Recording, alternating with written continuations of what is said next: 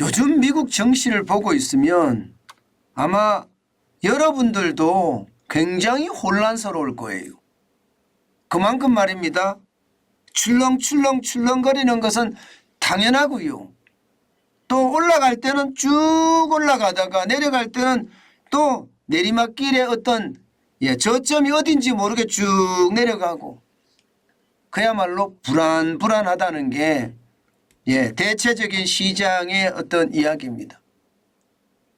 사실 미국 시장이 이렇게 불안하면요. 세계 시장도 마찬가지거든요. 세계 시장 역시 말입니다. 시장이 들쭉날쭉 그야말로 롤러코스터 장세를 계속 연출하고 있고요.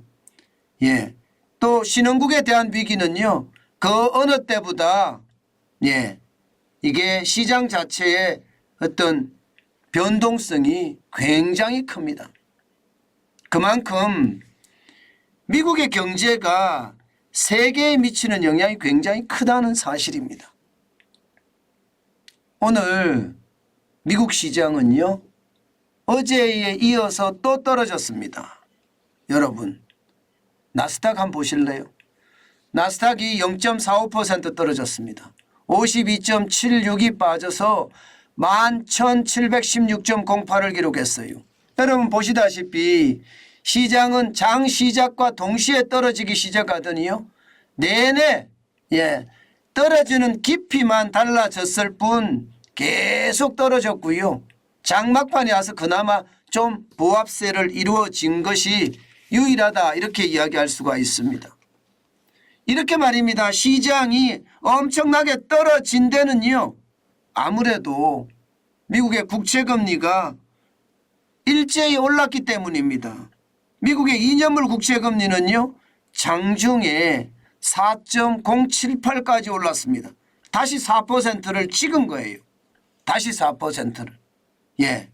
이게 실질적으로 보면 0.1%포인트나 거의 올랐다 이렇게 이야기할 정도로 많이 올랐거든요.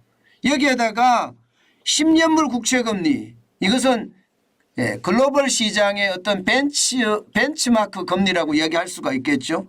이것도 3.577%까지 올랐습니다.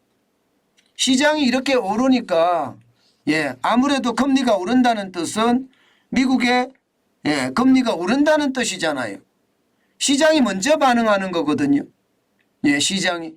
미국의 기준금리는 지금 현재까지는 여러분도 이해하고 계시는 것처럼 5월 3일 날 동결할 가능성이 높다. 게다가 올해 전체적으로는요. 올해 안에 인하가 있을 거다. 이게 시장의 예측치예요. 시장에서는 경기 침체가 지금 심화되고 있으니까 반드시 미국의 중앙은행인 연준이 금리를 내릴 거다 이렇게 예상을 하는데 시장은요 그렇게 아주 똑부러지게 가지 않는다는 이야기죠. 오늘 블랙락이면 세계 최대의 자산운용사입니다. 이 자산운용사에서 말입니다. 연준의 금리 인하는 없을 것이다. 쉽게 말하면 미 연방준비제도가 이야기하는 것과 궤를 같이 합니다. 연방준비제도 이사회도 금리 인하 올해는 없을 거다 이렇게 이야기했거든요. 지금 블랙락도 마찬가지. 블랙락도 똑같이 세계 최대 헤지펀드 회사입니다. 이 회사가 지금 금리 인하가 없다고 이야기하는 걸 보면 시장에서는요 다른 시각이 지금 올라온 거예요. 다른 시각이. 시장에 세계 최대 헤지펀드 회사가 미국이 기준금리를 인하 안 한다. 그러니까 국채가 올라가고 시장은 어떻게 되겠습니까? 금리가 올라간다고 하니까 시장은 떨어진 거예요. 시장. 실제로 말입니다. 나스닥이 이렇게 떨어졌죠. 기술주 중심입니다. S&P 500 지수도 0.16이 떨어져서 4천 회복을 시도를 했지만 불가능했습니다. 장 초반에 4천 회복을 시도를 하다가 결국은 6.26%가 떨어지고 3,971.27로 마감했습니다. 이 대형주 중심이잖아요. 블루칩 중심인 다우산업지수도 마찬가지입니다. 장 초반에는 올라갔었습니다. 그러나 장 후반에 가면서 떨어지고요. 그래서 0.12가 떨어져서 37.83이 빠졌습니다. 32,394로 마감했습니다. 전체적으로는요. 이게 장 후반에 와서 은행 위기에 대한 이야기가 또 나오기 시작을 했거든요. 여러분 알다시피 지금 미국 시장은 가장 위험한 게 은행들이 줄파산할 거냐 안 할 거냐 여기에 대한 위험성이 굉장히 크잖아요. 그러다 보니까 은행에 대한 규제 좀 더 단단히 해야 되겠다 이렇게까지 이야기합니다. 사실 미국의 금융감독원도 있습니다. 마이클 바라고 하는 미국 연방준비제도의 금융단독 담당 부의장은요. 뭐라고 이야기했나 하면요. 상원 은행위원회 청문회에 나와서 말입니다. 자산규모 1,000억 달러 이상인 은행에 대해서 더 엄격한 규제를 부과할 필요가 있다. 이런 이야기까지 했습니다. 그러다 보니까 은행주가 어떻게 될까요? 당연히 떨어지겠죠. 안 그래도 유동성 위기설이 계속 돌고 있는 상태에서 은행에 대한 규제를 더 세게 한다고 하니까 이게 떨어질 수밖에 없는 그런 상황이 됐고요. 여기에다가 미국 전역의 집값도 7개월 연속 하락하고 있습니다.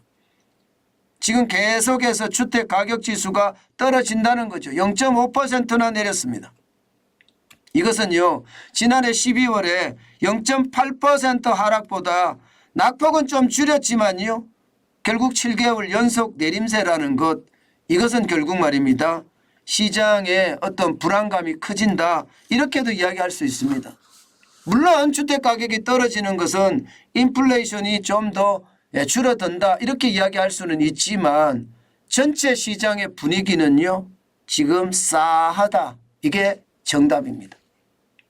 이렇게 되면 여러분 미국 시장이 이렇다면 전 세계 시장도 저는 마찬가지일 거라고 생각해요. 그만큼 말입니다. 지금 세계 경제가 잃어버린 10년으로 점점 가고 있는 것은 아닌가 이런 얘기 여러분들도 들으셨을 거예요. 세계은행에서 잠재 성장률이 2.2%까지 떨어진다는 그런 전망까지 나왔잖아요. 이것은요. 세계 경제의 어떤 침체의 골이 깊어질 수 있다. 이렇게 해석하는 게 옳습니다. 여러분 시장은 예상했던 것보다가 급반등하는 V자 반등은 진짜 요원해 보입니다. 제가 늘 말씀드렸던 L자형의 침체 L자형의 침체의 어떤 깊이가 얼마나 될 것인가가 세계 경제가 어떻게 되는지의 관건이다. 제가 그렇게 계속 주장하고 말씀을 드렸는데 지금 L자형의 깊이가 저는 더 깊어진다고 생각합니다. 회복되는 것이 아니라 더 깊어진다. 이자 앞에 장사 없다는 말이 현실이 될 가능성 굉장히 높다는 이야기입니다. 여러분 L자형 침체는요. 침체가 길게 가기 때문에 경제적 고통도 그만큼 큽니다. 거기에 대한 대비책 반드시 마련하셔야 됩니다. 제가 늘 말씀드리는 거 있죠. 어떻게든 일자리를 가지는 것. 그리고 그 일자리에서 그 임금이 적든 많든 받아서 현금을 쌓는 것. 이게 굉장히 중요하다. 그 말씀 다시 한번 올립니다. 제가 그렇게 여러 번 말씀을 드렸습니다. 지금은요. 최악이 아닙니다. 아직도 최악은요. 점점 다가올 거라고 저는 생각해요. 정부의 정책이 그나마 최악을 점점 막아가고는 있지만 분물처럼 터지는 위기 악재들을 다 막아갈 수는 없다고 생각하는 게 현재까지의 생각입니다. 그렇기 때문에 최악은 다가온다. 이렇게 생각하시는 게 옳습니다.